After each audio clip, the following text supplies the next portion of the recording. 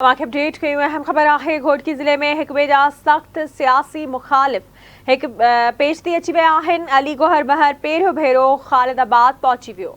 Breaking news असां share कंदासीं घोटकी मां।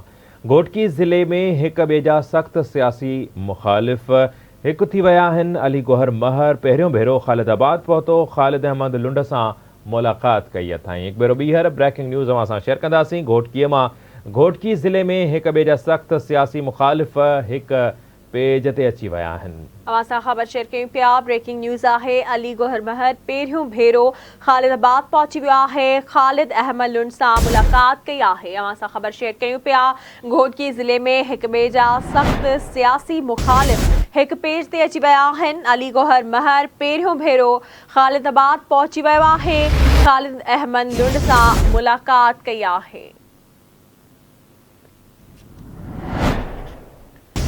जिन नाज़रीन असां गण जॉइन किया है। ब्रेकिंग न्यूज़ है तव्हां सां शेयर कयूं पिया। अली गौहर महर पहिरियों भेरो ख़ालिदाबाद पहुतो ख़ालिद अहमद लुंड सां मुलाक़ात कई अथई। घोटकी ज़िले में एक ॿिए जा सियासी मुखालिफ़ एक पेज ते अची विया आहिनि।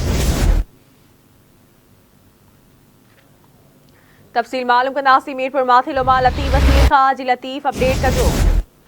जी बिल्कुल, घोटकी जिले में माज़ी में 35 साल का एक बड़ी सख्त मुखालफत अली गौहर महर थोड़ी ख़ालिद खान लुंड एक पेज ते अची विया आहिनि। उन सां गॾोगॾु अॼु ख़ालिद खान लुंड जी दावत ते सरदार अली गौहर खान महर ख़ालिदाबाद पहुतो, जिते 2 कलाकनि जी ज़िले जी सियासी सूरतहाल बाबति जेका ख़सूसी बंद कमरे मुलाक़ात कई वई ऐं सियासी हवाले सां ॻाल्हि ॿोल कई वई।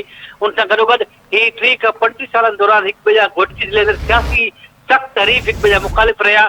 पर जॾहिं 20 ॾींहं अॻु में आसिफ ज़रदारी साहिबु घोटकी आयो त खानगढ़ आयो, उन दौरान ख़ालिद खान भी पहिरियों दफ़ो हुते पहुतो। उन खां पोइ उनखे दावत ॾिनी वई।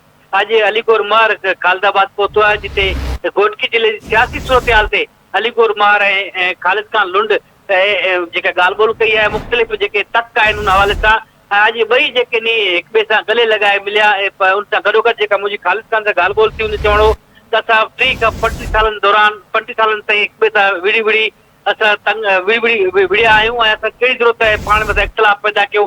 असांजे इख़्तिलाफ़नि जो ॿियनि मुख़्तलिफ़ माण्हुनि फ़ाइदो वरितो आहे। हिन वक़्त सां गॾु आहियूं। ज़िले जे जेके मुख़्तलिफ़ तक आहिनि उन हवाले सां जेका असांजी जेका हिकमत अमली हूंदी उहा ॻाल्हि क़यादत ते पहुचाईंदासीं। पर अॼु अली गौहर महर ऐं ख़ालिद खान लुंड वॾे ख़ुशी इख़्लाक़ सां पाण में मिलिया, हिक ॿिए सां गले लॻाए मिलिया ऐं 2 कलाकनि जी मुलाक़ात थी, मानी खाधी वई।